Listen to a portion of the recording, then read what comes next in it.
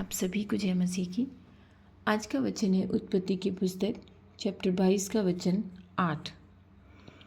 इब्राहिम ने कहा, हे मेरे पुत्र, परमेश्वर होम बलि की भेड़ का उपाय आप ही करेगा। आमीन।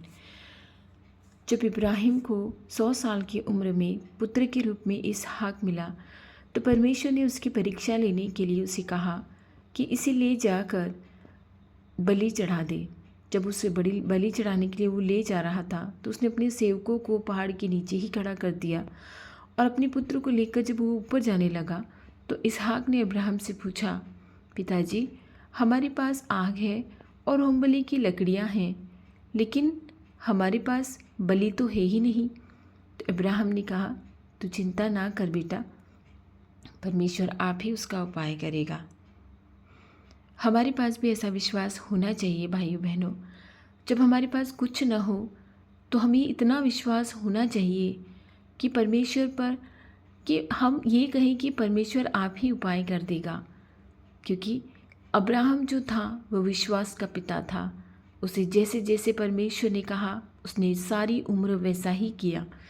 इसीलिए तो जितना विश्वास उसे था शायद इस बाइबल में किसी और को नहीं था।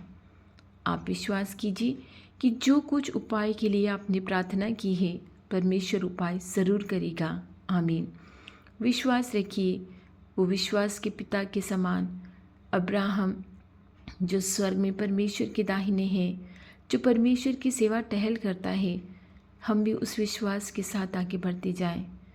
मैं प्रार्थना करती हूँ परमेश्वर इन सभी भाई बहनों को जो इस प्रार्थना को सुन रहे हैं या जो मेरे साथ प्रार्थना कर रहे हैं, विश्वास में इतना आगे बढ़ा दे कि चाहे संसार इनसे कुछ भी कहे, लेकिन इनके मन में एक यही धारणा हो कि मेरा परमेश्वर उपाय करेगा। मैं विश्वास करती हूँ उन लोगों पर जो इस समय बीमारियों से जूझ रहे हैं कि वो आप पर विश्वास करें कि आप उन्हें चंगाई ज़रूर देंगे। क्योंकि जब माँ के पेट से वो जन्मे थे उन्हें शायद इस तरह की भयंकर बीमारियाँ नहीं थी, क्योंकि तूने ही तो अद्भुत रीति से हमें माँ के गर्भ से रचा है। हमारी प्रार्थनाओं को सुन प्रभु, हमारी प्रार्थनाओं को कान लगा, क्योंकि इस भोर में उठकर हम तुझसे प्रार्थना करते हैं। हम थके हारे शरीर से तेरे पास नहीं आते, पर हम स्वस्थ शरीर से तेरे पास आते हैं, स्वस्थ मन लेकर तेरे पास आते हैं। तो हमारी प्रार्थनाओं की ओर कान लगा प्रभु। अगर हमारे बच्चे कमज़ोर हैं, उनमें बुद्धि नहीं है, ज्ञान नहीं है, तो उन्हें सैमुअल की तरह, सुलेमान की तरह बुद्धि और ज्ञान से भर दे, ताकि जब उन्हें कुछ मांगने की इच्छा आए तो वो तुझसे बुद्धि ही मांगे और कुछ नहीं। क्योंकि संसार की चीज़ें नाशवान हैं, एक दिन नाश हो जाएगी, लेकिन तेरा वचन अटल है और तेरा स्वर्ग का राज्य अटल है, जिसमें हम तेरे साथ रहेंगे, तेरे साथ घूमेंगे, तेरे साथ फिरेंगे। हे परमेश्वर, ये जो जीवन है ये बहुत दुखों से भरा है। ये तब दुखों से भरा है जब हम तुझे नहीं जानते, लेकिन जब हम तुझे जानते हैं ये जीवन बहुत ही सरल लगता है। हे प्रभु, हमें इतनी शक्ति, इतनी सामर्थ्य, इतनी बुद्धि दे कि जिस तरह तूने हमें चुना है हम तेरे सुसमाचार का प्रचार करने पाएँ, सब जातियों में जाकर तेरे सुसमाचार का प्रचार करने पाएँ और बहुत सारी आत्माओं को बचाने पाए। परमेश्वर, ऐसी शक्ति और सामर्थ्य दे कि जो वचन हमसे ये सुने वो भाई बहन तुझ में लीन हो जाए प्रभु। और तेरे अलावा कोई परमेश्वर नहीं है कि आदि से अंत तक तूने कहा है, मैं हूँ, मैं ही हूँ और मैं ही हूँ। तू ही अल्फा है, तू ही ओमेगा है प्रभु। इस संसार की चीज़ें ना मांगते हुए हम तुझसे इतना मांगते हैं कि हम तुझे लीन हो जाएं, ताकि संसार की चीज़ें तो तू हमें यूं ही देगा जो नाश हो जानी है।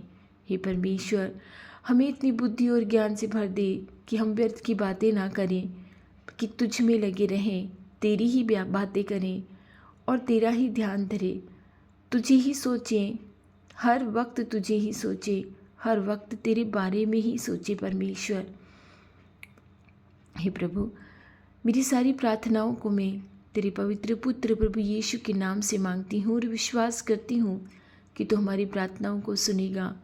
मैंने संसार का कोई भी साधन न मांगा है, मगर इतना विश्वास करती हूँ कि जहाँ मैं अटक जाती हूँ, जहाँ मेरे भाई बहन अटक जाते हैं, इतना विश्वास है कि तू उपाय करेगा, क्योंकि हमारा विश्वास तुझ में है। हमें अब्राहम की तरह विश्वासी परमेश्वर और हमारी प्रार्थनाओं को तेरे पवित्र पुत्र प्रभु यीशु के नाम से सुन ले। आमीन।